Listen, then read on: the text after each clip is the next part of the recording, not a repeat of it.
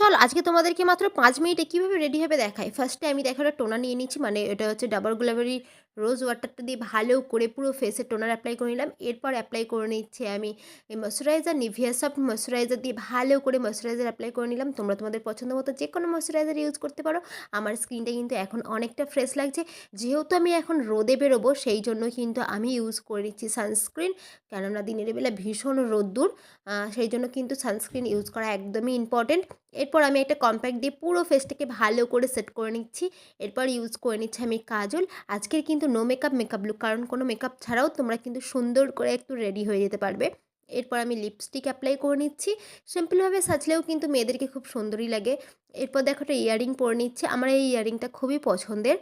এরপর দেখো আমি টিপ পরে নিয়েছি, টিপটা কিন্তু একদম স্কিপ হয়ে গেছে, আমি রেডি।